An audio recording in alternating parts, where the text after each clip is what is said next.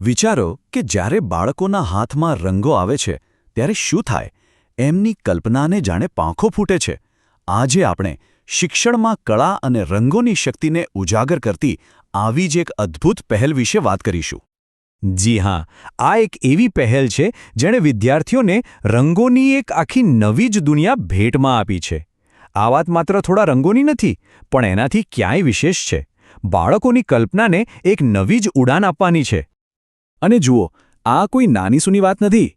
આ પ્રયાસ શાળાઓમાં શૈક્ષણિક ગુણવત્તાને વધુ સારી અને સર્વાંગી બનાવવાની એક મોટી દૃષ્ટિનો જ એક ભાગ છે, જેનો હેતુ શિક્ષણને માત્ર પુસ્તકો પૂરતું સીમિત ન રાખવાનો છે. આ આખા વિચારનો પાયો આપણી રાષ્ટ્રીય શિક્ષણ નીતિ 2020માં નંખાયો છે. આ નીતિ બાળકોના પુસ્તકીય જ્ઞાનની સાથે સાથે તેમના સર્વાંગી વિકાસ અને ખાસ કરીને તેમની કળા, સર્જનાત્મકતા પર ખૂબ ભાર મૂકે છે. તો આ સુંદર વિચારને હકીકતમાં બદલ્યો સમગ્ર શિક્ષા ગાંધીનગરે. એમના તરફથી ભાયલા કોઈ પ્રાથમિક શાળાના બાળકોને એક ખાસ કલા શિક્ષણ કિટ ભેટમાં આપવામાં આવી. તો હવે સવાલ એ થાય કે આ કિટમાં એવું તો શું હતું? સર્જનાત્મકતાનો એવો કયો ખજાનો હતો જેનાથી બાળકોના ચહેરા એકદમ ખુશીથી ખીલી ઉઠ્યા? ચાલો જોઈએ. ધોરણ 6 થી 8ના દરેક બાળકને મળ્યો એક કંપાસ બોક્સ, 25 અલગ-અલગ રંગોનો ઓઇલ પેસ્ટલ સેટ, અને એટલું જ નહીં, બ્રશ પેલેટ સાથે 12 રંગોનો પોસ્ટર કલરનો સેટ અને 5 બોલપેન પણ. આ બધું હાથમાં આવતા જ બાળકોનું સ્મિત જોવા જેવું હતું.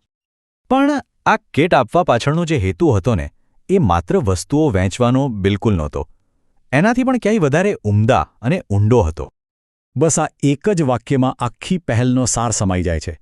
મુખ્ય ઉદ્દેશ્ય એ જ છે કે બાળકો મુક્તપણે વિચારે, કલ્પના કરે અને એમની એ કલ્પનાને કોઈ પણ સીમા વગર ઉડાન ભરવા દે. આ સાધનો ખરેખર તો દરેક બાળકની અંદર જે કલાકાર છુપાયેલો છે એને જગાડવાનું કામ કરશે. બાળકોને રંગોની દુનિયામાં મુક્તપણે વિહરવા અને પોતાની જાતને વ્યક્ત કરવા માટેનું એક ખુલ્લું આકાશ પૂરું પાડશે. અને આ જ તો સૌથી મહત્વની વાત છે. કારણ કે જ્યારે બાળપણમાં સર્જનાત્મકતાના બીજ રોપાય છે ને, ત્યારે માત્ર કાગળ પર રંગ નથી ભરતા, પણ એ બાળકના આવનારા ભવિષ્યમાં પણ સપનાના અને સફળતાના ઉજ્જવળ રંગો ભરે છે.